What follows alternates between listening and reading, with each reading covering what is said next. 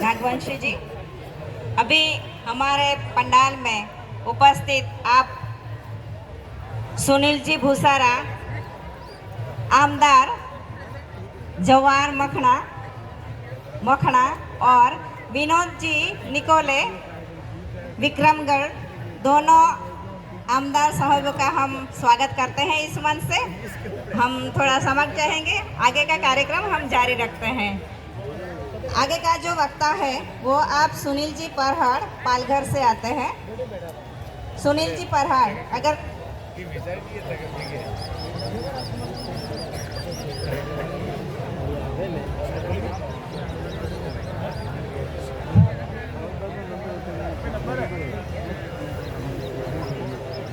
सभी साथियों को जोहार।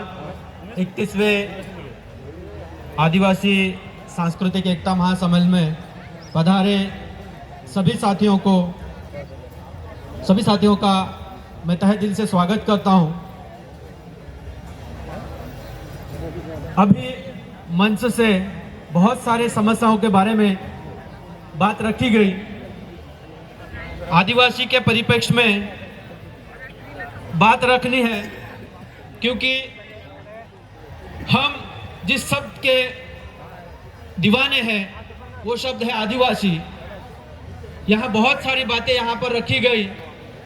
हम इस चीज का आरक्षण है, उस चीज का आरक्षण है, लेकिन मैं खुले मन से ये कहना चाहता हूं, हमें खुद को डिफाइन करना होगा,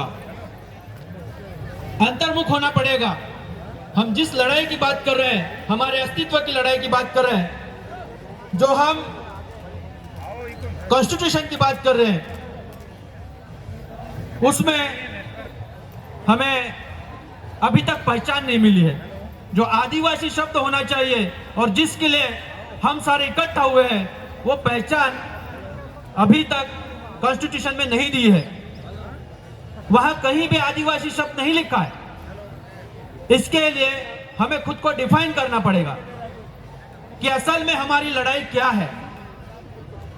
हम सोचते हैं कोई संस्था निकालेंगे, कोई यहां जाएगा, कोई वहां जाएगा, लेकिन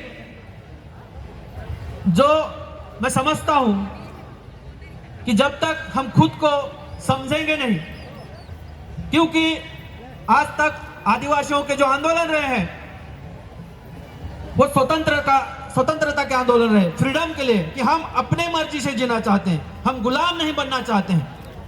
और इस चीज के लिए बहुत सारे वक्ताओं ने इतिहास का दाखिला दिया कि हमारे हजारों लाखों लोग इस जमीन के लिए शहीद हुए हैं। इसलिए हमें अंतर्मुख होना पड़ेगा। हम जिस व्यवस्था की बात करते हैं, हम आदिवासी की व्यवस्था की जब बात करते हैं, तो उसमें पहला जो सबसे अहम हमारा वैल्यू है वो है स्वावलंबन। और जब तक हम स्वावलंबी नहीं बनेंगे, तब तक कोई लड़ाई हम लड़ नहीं सकते। और इसलिए देश स्वतंत्रता की हम बात करते हैं, लेकिन जो हमारा स्वावलंबन था वो खत्म हो गया। इसलिए आदिवासी एकता परिषद इतने सालों से हम स्वावलंबन की बात कर रहे हैं, स्वतंत्रता की बात कर रहे हैं कि हम अपनी मर्जी से किस तरह से जिंदा रह सकते। हमें बहुत मजबूर किया जा रहा है, हर चीज के लिए मजबूर किया जा रहा है कि फलाना करोगे, ढिमका ना करोगे, आदिवासी का विकास होगा। विकास की बातें कर करके हमें खत्म किया जा रहा है। हम बात बड़ी बड़ी कर रहे हैं। हंसदेव का आंदोलन चल रहा है, हमारे पालघर में बहुत सारी परियोजना हो रही है, बुलेट ट्रेन है, वाडवन पोर्ट है, सारी चीजें हो रही। विकास किसका हो रहा है, इसके ऊपर हमें चिंतन करना पड़ेगा। और जब हम संसाधन ही नहीं बचा पाएंगे और हमारे अस्तित्व ही नहीं बचा पाएंगे, तो कोई चीज यहाँ बचने वाली नहीं है। इसलिए हमें अंतर्मुख होना पड़ेगा। हम किस चीज की लड़ाई करना चाहते हैं, कि वाकई अभी बहुत सारे राजकीय नेताओं ने हमें बोला कि सॉल्यूशन यदि है तो हम कोई पार्टी बना लेते हैं, कोई पक्ष बना लेते हैं, जैसे कि इसमें कितने लोगों का हम समाधान ढूंढ सकते हैं। इसलिए भी हमें विचार करना होगा। इसलिए मैंने ये पहला शब्द बोला है कि हमें डिफाइन होना पड़ेगा, हमें क्या करना है, हम कौन है।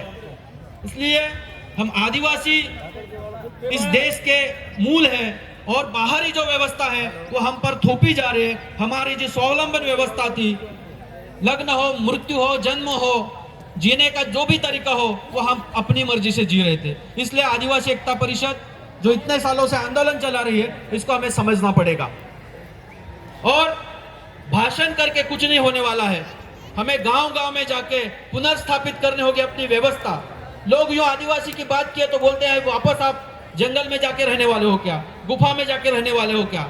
ये चीज हम नहीं कह रहे हैं, लेकिन जो हमारी अच्छी व्यवस्था है उसको हमें वापस जीवित करना होगा। इसलिए मैं यही सबसे गुजारिश करता हूं को खुद को अंतर्मुख होना पड़ेगा, खुद को डिफाइन होना पड़ेगा। आदिवासी मतलब क्या है, आदिवासियत मतलब क्या है। और जो मैंने पहली बात बोली है मैं वापस दोहराता हूं कि कॉन्स्टिट्यूशन में हमें डिफाइन किया है क्या, शेड्यूल ट्राइब, यही हमारा शब्द इस्तेमाल किया है। इसमें भी बहुत सारी गड़बड़ी चल रही है, क्योंकि जब डेफिनेशन करते हैं जनजाति का क्या मतलब होता है, जनजाति का मतलब है जन मतलब पीपल, जाति मतलब कास्ट, यहीं भी हमें डिफाइन नहीं किया हुआ है। तो इसलिए ज़्यादा समय नहीं लेता हूँ, इतना ही कहूँगा, हम ज़्यादा से ज़्यादा अन्य लोगों से सीखें, हम अपने समाज को किस तरह से बचा सकते हैं, इसलिए सबको मिलकर ये प्रयास करना होगा। इसी बातों के साथ मेरे इन शब्दों को विराम देता हूँ। सबको जोहार, जिंदाबाद।